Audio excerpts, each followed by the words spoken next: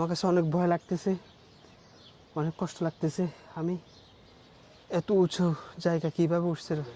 আসসালামু আলাইকুম রহমতুল্লাহ। আমি এখন দাঁড়িয়ে আছি উহুদ পাহাড়ের সামনে। আপনারা দেখতে পাচ্ছেন উহুদ পাহাড়ে একটা গুহা। এখানে এই গুহাতে রাসূল সাল্লাল্লাহু আলাইহি ওয়াসাল্লাম যখন দন্ত মোবারক শহীদ হয়েছিল তখন এখানে আসছিল এই গুহার ভিতরে যখন রাসূল সাল্লাল্লাহু আলাইহি ওয়াসাল্লাম ছিলেন তখন এই পাথরগুলা ফুমের মতো নরম হয়ে গিয়েছিল। এখন এখানে আসছে অনেক মানুষ এটা দেখার জন্য। আমি এখন গুহার ভিতরে ঢুকবো। একটা ব্যক্তি গুহার ভিতরে আছে, অনেকে এখানে আসে সেজদা করেন, অনেকে মানত করেন, অনেকে চুমু দেন, কিন্তু এটা সব সম্পূর্ণ হারাম। আমি এখন ভিতরে যাব, বা একটা মানুষ ভিতরে আছে, দেখে আসি। আমি এখন এই গুহার ভিতরে ঢুকবো। দেখতে পাচ্ছেন একটা মানুষ গুহার থেকে বের হয়েছে। আমি এই গুহাতে এখন ঢুকবো।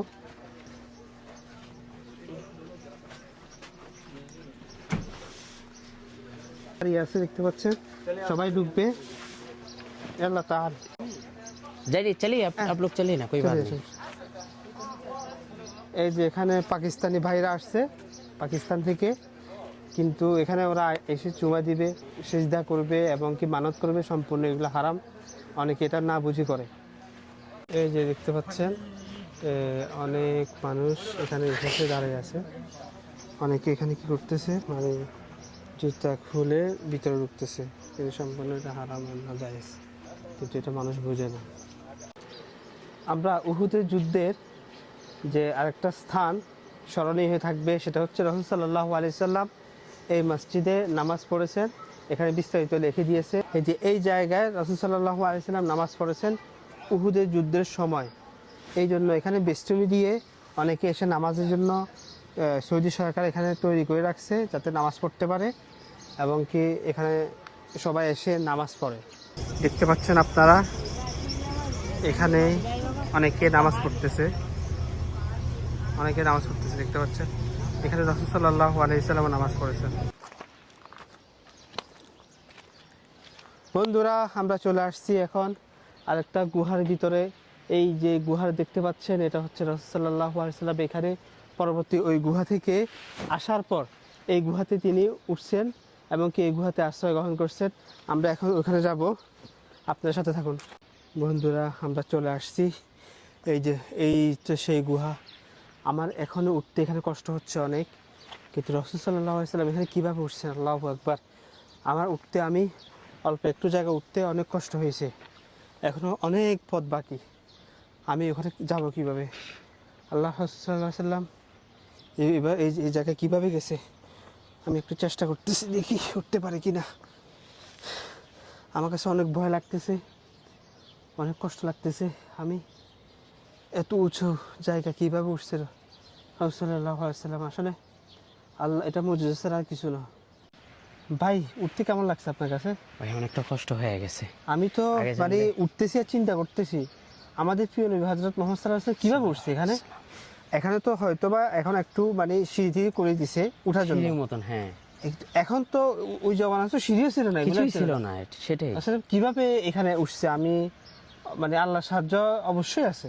আল্লাহর সাহায্য ছাড়া এখানে ভাই, আপনি খেয়াল করুন, রাসূল সাল্লাল্লাহু আলাইহি ওয়াসাল্লাম ওই মুহূর্তে আহত ছিল।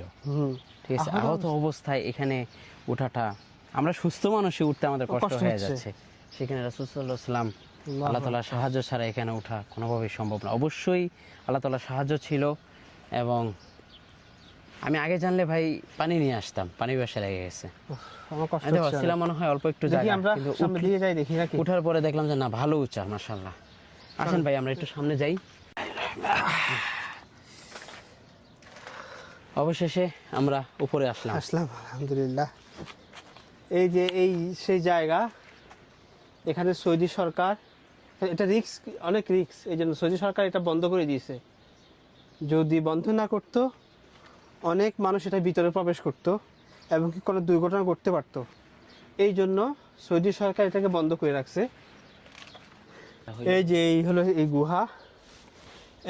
এই গুহার ভিতরে এদিক দিয়ে ভিতরে একটা রাস্তা আছে, এই রাস্তা দিয়ে রাসূল সাল্লাল্লাহু আলাইহি ওয়াসাল্লাম গিয়েছিলেন। এখন সৌদি সরকার এটা বন্ধ করে দিয়েছে, কারণ হচ্ছে মানুষ যদি ভিতরে যায় দুর্ঘটনার শিকার হতে পারে, এই জন্য এটা বন্ধ করে দিয়েছে সৌদি সরকার। আর এদিক দিয়ে মদিনার ভিউটা খুব সুন্দর লাগতেছে, মানে খুব মদিনার ভিউটা, হারাম শরীফ দেখা যাচ্ছে। रहमत पे लाखों सलाम शमाए बज़ में हिदायत पे लाखों सलाम जी सुहानी तला बद्रु अलैना मिन सनियातिल वदा वजब शुक्र अलैना मदा लिल्लाहि तलाअल बद्रु अलैना। বন্ধুরা, আমরা আরেকটা স্থানে চলে আসছি। এটা উহুদ পাহাড়ের আরেকটি অংশ। এই যে দেখতে পাচ্ছেন, এই লেখাগুলা 1450 বছর আগে রাসূলের জামানায় এই লেখাগুলো লিখেছে। এটার বাস্তব প্রমাণ হচ্ছে এখানে লিখে দিয়েছে সৌদি সরকার। দেখতে পাচ্ছেন যে এখানে এই 1450 বছর আগের লেখা। হ্যাঁ, ভিতরে বন্ধ করে রাখছে। আমরা আসছিলাম, এখানে দেখি যে বন্ধ করে রাখছে, তবে উপর দিয়ে মনে হয় একটু দেখানো যাবে, চেষ্টা করি দেখি। এই যে দেখতে পাচ্ছেন, এই যে লেখাটা, এই যে এখানে একটু লেখা দেখা যাচ্ছে। এখানে হয়তোবা কোনো কিছু লিখে দিয়েছে। এটা 1450 বছর আগের লেখা। উহুদ পাহাড়ের আরেকটা নির্দেশন হচ্ছে এটা। আমরা এখন উহুদ পাহাড়ের আরেকটা জায়গায় যাচ্ছি, যেখানে রাসূল সাল্লাল্লাহু আলাইহি সাল্লাম উহুদের যুদ্ধের সময় যেখান থেকে পানি নিয়ে আসছিল, যে কূপ থেকে, আমরা এখন ওই কূপের দিকে যাচ্ছি। দেখেন, খুব সুন্দর একটা পরিবেশ, খুব সুন্দর একটা জায়গা, অনেক বিশাল বিশাল পাথর। ওই যে দেখতে পাচ্ছেন, অনেক মানুষ ওইখানে গেছে, আমরাও যাচ্ছি।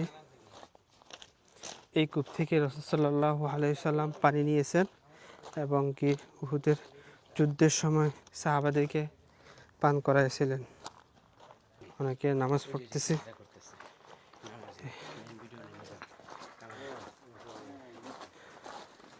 দেখতে পাচ্ছেন এখানে নামাজ পড়তেছে। এই কূপ থেকেই পানি নিয়েছে। সম্ভবত এটা কূপ না, এটা হয়তোবা পানি এখান থেকে এসে জমা হইতো। এখান থেকে পানি নিয়ে উহুদের যুদ্ধের সময় ক্ষতস্থান দ্রুত করছে, যারা আহত হয়েছে তাদেরকে। যে এদিকে আবার একটা, অনেকে ওইখানে গেছে, একটা গিরিপথের মতো এটা।